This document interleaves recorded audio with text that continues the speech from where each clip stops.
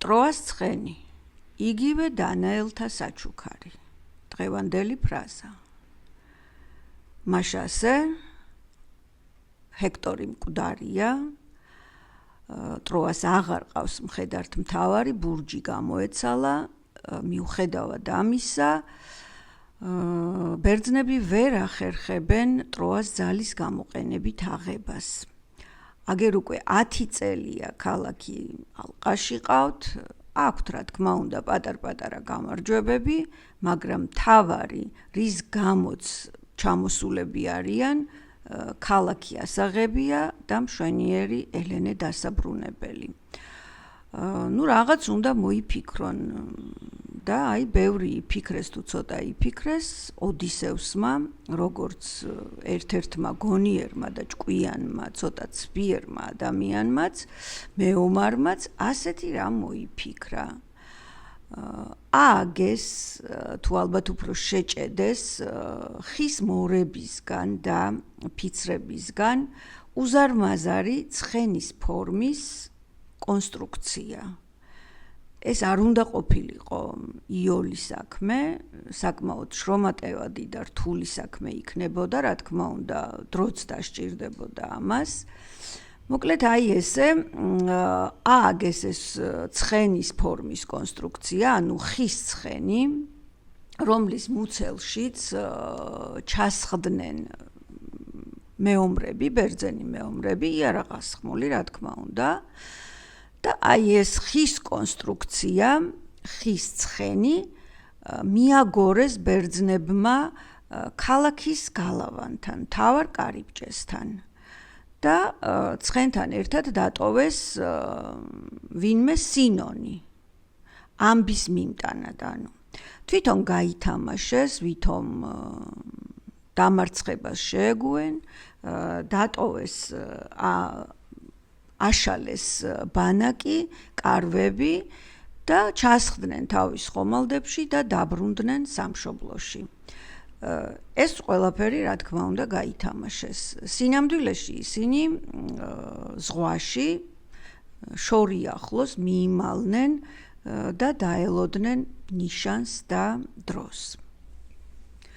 გადმოხედეს დილით გალავნიდან ტროას მეციხოვნეებმა და დაინახეს, რომ რაღაც კარიბჭესთან დგას რაღაც ხის ცხენი. დაინტერესდნენ, რა თქმა უნდა, გამოვიდნენ და იქ დახვდათ ცხენთან ერთად სინონი, რომელმაც მოახსენა, რომ ბერძნებმა დატოვეს, ესე იგი, სანაპირო, ისინი ჩასხდნენ ხომალდებში და გაემგზავრნენ სამშობლოში და ეს ცხენი დაგიტოვეს როგორც საჩუქარი ათენასთვის შესაძირად. და მეც ესე იგი ოდისევს არ ვუყვარდიო და აქ დამტოვაო, ასეო რაღაც მიმატოვესო აქო. არადა რა თქმა უნდა ეს ყველაფერი ასე იყო ჩაფიქრებული.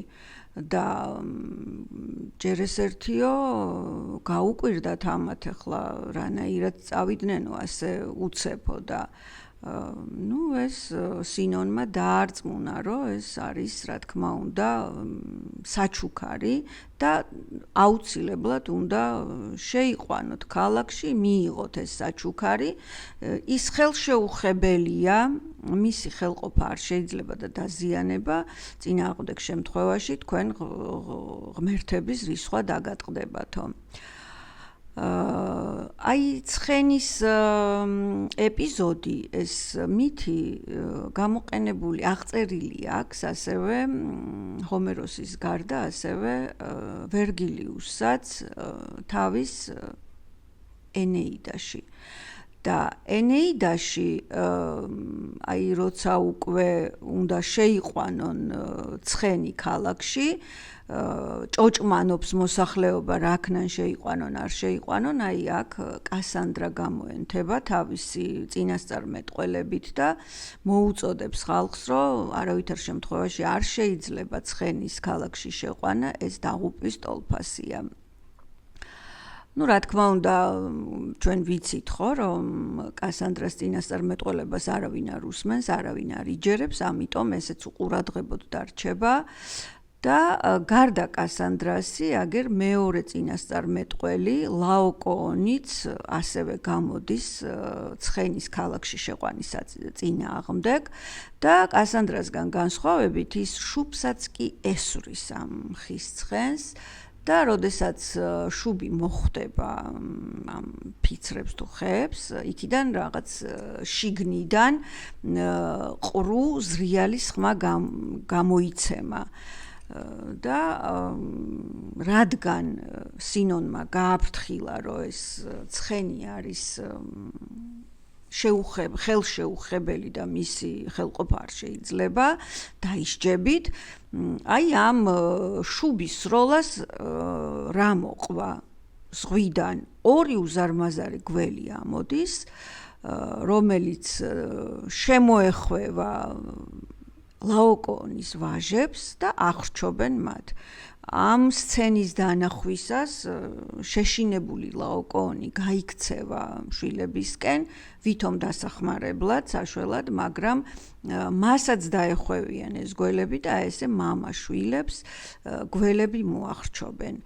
ამ შემზარავი და საზარელი სცენის, ესე იგი შემხედვარე და ამბის შემხედვარე ხალხი კიდევ უფრო დაიზაფრება, დაიჯერებენ სინონის ნათქვამს, რომ აგერ ღმერთების რისხვა დაატყდათ ლაოკოონს და მის შვილებს, რადგან ლაოკოონმა ხელყო ცხენი, აი ამ ამბით დაზაფრულები და იმ ამბით ფრთაშესხმულები, რომ ბერძნებმა მიატოვეს, ესე იგი მათი სანაპირო, რომ დამარცხებას შეეგუნენ და დაბრუნდნენ სამშობლოში, ესე იგი ეს გამარჯვებად ჩათვალეს და ეს ფრთაშესხმულებმა ეს ორი ამბავი ერთმანეთს შეერწყეს, დაზაფრულობა, კოლექტიური დაბრმავება, სიბრმავე და აი ეს აღფრთოვანება თავისი გამარჯვებით, ვითომ გამარჯვებით, მათ ხომ არ იციან სინამდვილეში რა ხდება და აი ესე ფრთაშესხმულებმა შეაგორეს, მოკლედ აი ესე შეიტანეს ეს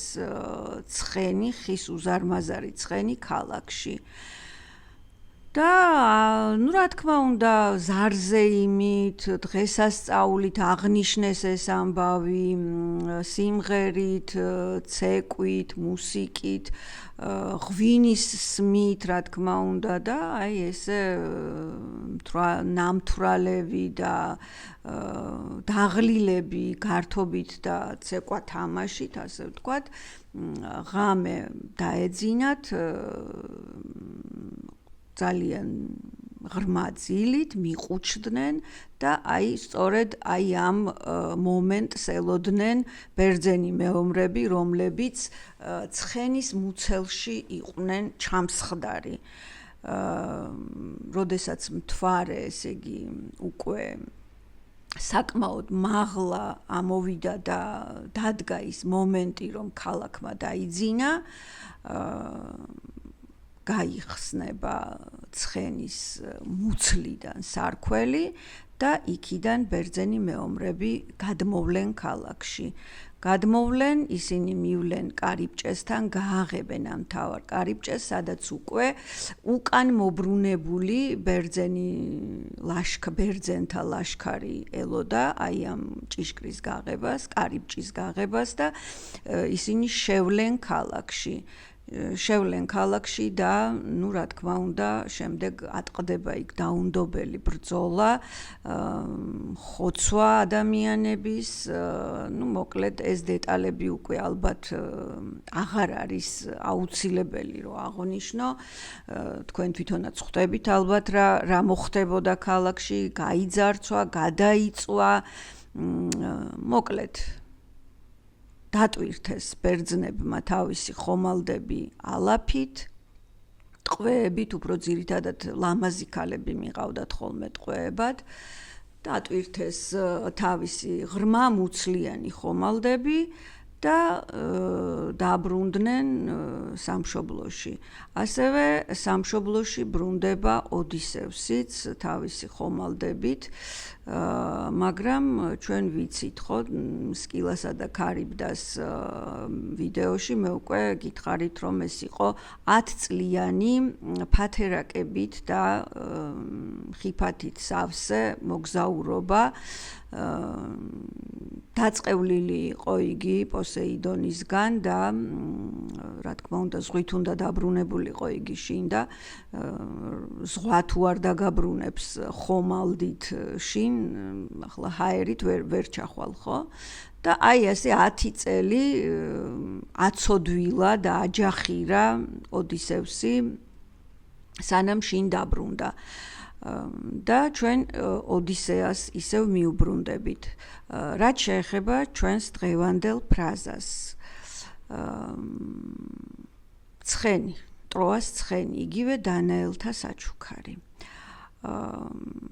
ლაოკოონის თქმის არ იყოს, რაც არ უნდაო იყოსო, რაც არ უნდა საჩუქრებს მიგზავნიდნენ,ო დანაელებიო, მეო მაინც მეშინიაო მათიო.